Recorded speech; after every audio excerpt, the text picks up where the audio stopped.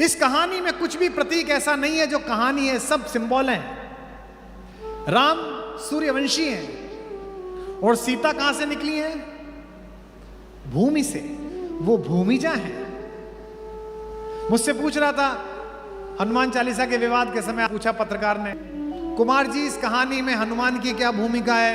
मैं जानता हूं वो यहां बैठे हैं सूक्ष्म रूप से, उनके चरणों में उत्तर पढ़ रहा हूं। मैंने कहा कि भगवान राम सूर्यवंशी हैं और सीता पृथ्वी की पुत्री हैं। ये लव स्टोरी, ये प्रेम कहानी सूरज और पृथ्वी के बीच की है। लेकिन सूरज कितना भी शक्तिशाली हो और पृथ्वी कितनी भी धैर्यशाली हो, अगर बीच में हवा ना हो तो हम जैसे पुत्रों के पैदा होने की संभावना नहीं है। बिना पवन के और बिना पवन पुत्र के इस कहानी का कोई सार नहीं।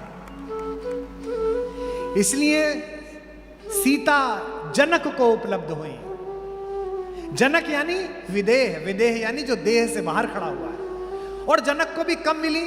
जब वो टैक्स वसूल कर रहे थे तब नहीं, जब वो राज्यसभा में बैठे थे तब नहीं, जब वो मेहनत कर रहे थे, जब वो हल जोत रहे थे। सीता शांति हैं। डायबिटीज हो गई जी, ये खा लो जी, एक गोली सुबह, क्या है वो, मेटफिन। इसलिए क्योंकि श्रम नहीं हो रहा है। खेत में काम करने वाले किसान को हो रही है? हो रही है शुगर? नहीं हो रही है। सो जाते हैं फुटपाथ पर अखबार बिछाकर। मजदूर कभी नींद की गोली नहीं खाते।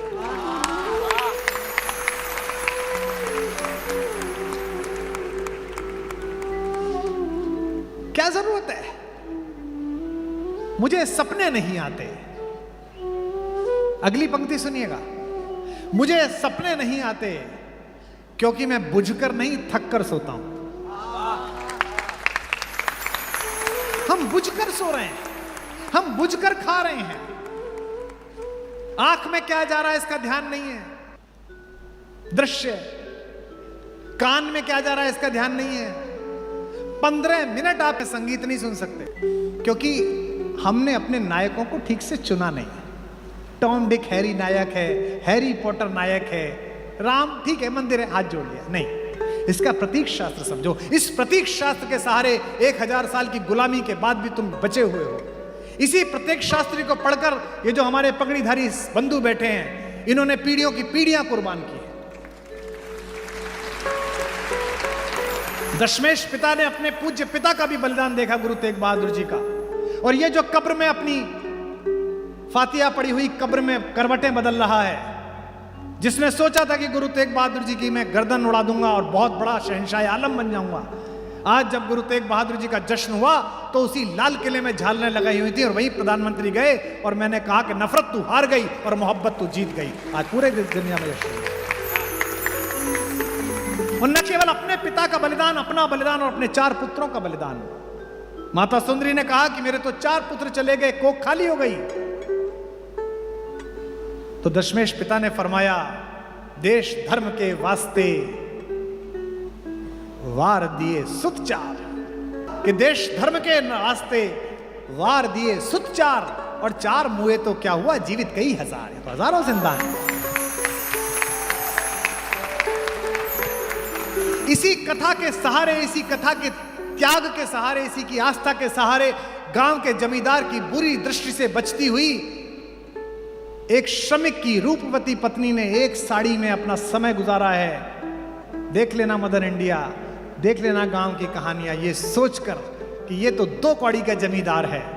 हमारी माँ तो एक वलकल पहनकर मिथिला की राजकुमारी निकली थी और दुनिया के सबसे बड़े सोने वाले आदमी में एक लात मारी और लंका तहस नहस हो गई। हम उस वैदेही के वंशज हैं, हम उसकी बेटियां।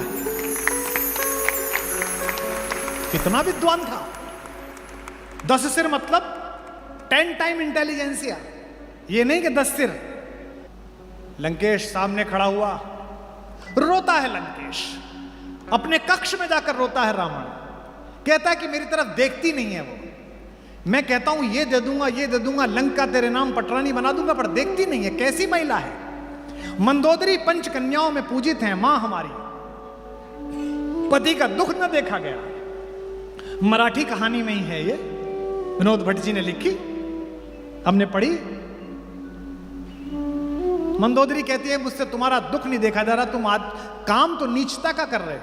लेकिन अगर यही चाहते हो कि एक बार तुम्हें नजर भरकर सीता देख ले, तो मैं तुम्हें एक युक्ति सुझा रही हूं। तुम तो मायावी हो, कभी साधु बन जाते हो, कभी कुछ बन जाते हो। एक बार राम का रूप धारण करके उसके सामने जाओ, तुम्हें नजर उठाकर देख लेगी। वो दुगना रोया। अब उसने कहा अब क्या हुआ? मंदोदरी ने बोला, मैं 2 बार प्रयास कर चुका हूं, पर जैसे ही राम का रूप धारण कर लेता हूं, तुम्हारे अतिरिक्त दुनिया की हर स्त्री मुझे अपनी मां, अपनी बहन दिखाई देने लगती है।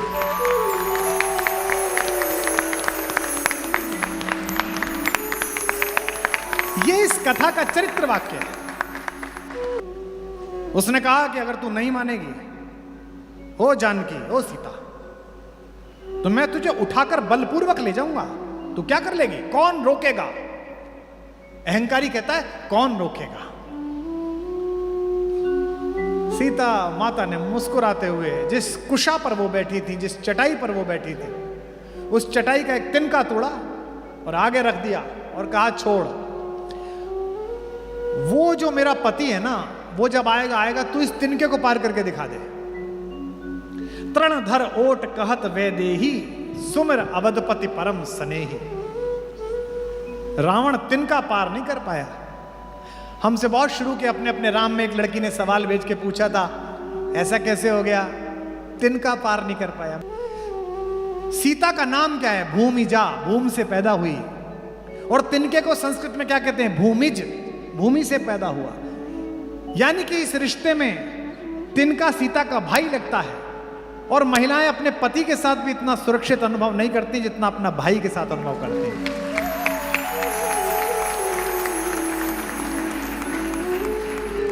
अशोक वाटिका में कैद अवश्य है सीता, लेकिन सीता बंधन में है और बाध्य नहीं है। यह बात समझो। कोरोना में कौन बेचैन था मुझे बताओ? मेरे जीवन का सबसे अच्छा समय कोरोना के 2 कालखंड भी थे। पहले कालखंड में मैंने अच्छा पढ़ा, परिवार के साथ रहा, एक फिल्म लिखी, पूरी फिल्म एक ही लिखी है, उसी को फिल्म फेयर मिला पहली बार में 10वीं, अभिषेक बच्चन की। और अच्छे से पढ़ाई लिखाई करी, पिताजी के साथ रहता था, उनके पैर दबाता था, गौशाला में काम करता था, ट्यूबवेल में नहाता था, खेती किसानी। दूसरे कोरोना में भारत कुलम के नाम से और विश्वास ट्रस्ट के नाम से 2700 गांवों में कोविड केयर सेंटर भिजवाए, खुलवाए। बहुत जबरदस्त काम किया, बड़ा काम किया, भगवान ने कराया, ईश्वर ने कराया। दुखी कौन था? वो दुखी थे जिनकी किटी पार्टी बंद हो गई, वो दुखी थे जिनके शाम के वो 1, 2, 3 वाले बंद हो गए। वरना जो परिवार के साथ थे, जो जगत के लोक कल्याण में लगे हुए थे, प्रसन्न थे। ऐसे ही सीता अशोक वाटिका में है तो बंधन में है पर बाध्य नहीं है। बंधन में तो गांधी भी थे, बंधन में तो नेहरू भी थे। 9 साल 113 दिन जेल में रहे नेहरू। बंधन में तो नेल्सन मंडेला भी थे। बंधन में होना बाध्य होना नहीं है। इस बात को जरा बारीकी से समझो। बड़ी गाड़ी में बैठना अच्छी बात है, लेकिन बड़ी गाड़ी बंधन ना हो जाए। तुम मर्सिडीज में बैठो, मर्सिडीज तुम्हारे अंदर ना बैठना शुरू कर दे।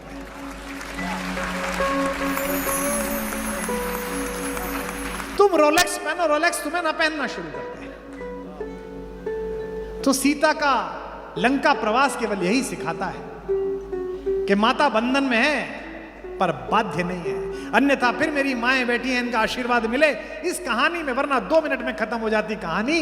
जो भगवती, जो त्रैलोक्य की माता अपने बचपन के दिनों में शिव पिनाक को उल्टे हाथ से उठाकर झाड़ू लगा देती हो, उसे रावण के राक्षसों को मार के वापस आने में कितना समय लगता? 2 मिनट का समय।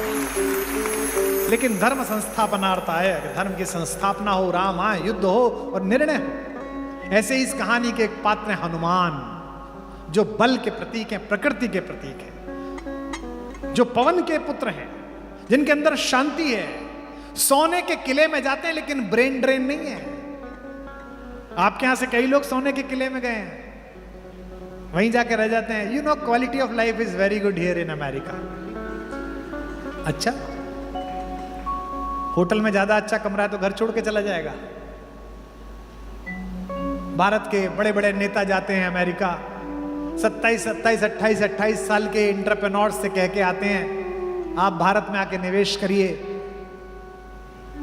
मैं इस मंच से यह चाहता हूं कि वो दिन देखूं कि भारतीय उद्योगपतियों में, भारतीय व्यवसायियों में सरकार अपने विश्वास का इतना निवेश करे, टैक्स को इतना सरलीकृत करे, इनमें इतना भरोसा करे कि बाहर हाथ जोड़ने के बजाय बाहर के उद्योगपति सरकार के हाथ जोड़ें कि हम भारत में आकर काम करना चाहते हैं। हनुमान कम्युनिकेटर है। हनुमान इसमें एक प्रतीक है एम्प्लॉय एम्प्लॉयर रिलेशनशिप का। मुझे अक्सर लोग जहाज में मिलते हैं, अच्छा जमीन छोड़ते ही हिंदुस्तानी अंग्रेजी बोलने लगता है, हवा में उड़ा नहीं कि हवा में उड़ जाता है। औरंगाबाद की सीधी फ्लाइट है, बंबई की सीधी फ्लाइट है, विस्तारा की बिजनेस क्लास में पड़ोस में आके बैठता है, well Kumar ji flying to Bombay.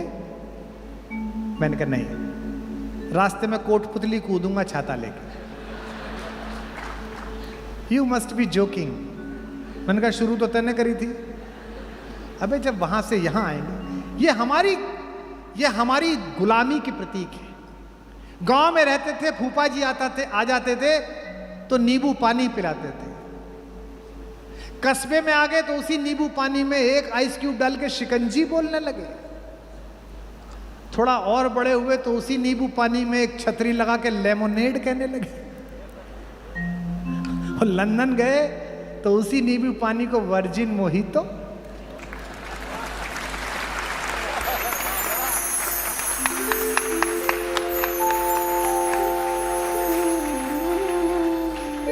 कितनी अंदर तक घुसी हुई है गुलामी भाई, है? किसी के घर जाओ, would you like to have yogurt? मैंने सोचा पता नहीं क्या खिला रहा होगा, एक चम्मच खा के देखा निरी दही, वैसे ही कहते दही खाओ। ये अंदर की गुलामी है। हनुमान गए हैं सोने की लंका में, लेकिन बसे नहीं है। ये लंका का पहला परिचय, पहला सीन है। खूब लाइटिंग है, खूब लाइटिंग है, खूब गोल्ड बिखरा पड़ा है, लेकिन यहां बसना नहीं है। यहां एक काम के लिए आए हैं। किस काम के लिए? जो जागा हुआ है उसको अभय का वचन देना है, जो विभीषण है, और जो सोया हुआ है उसे भगवान राम का विजिटिंग कार्ड देना है।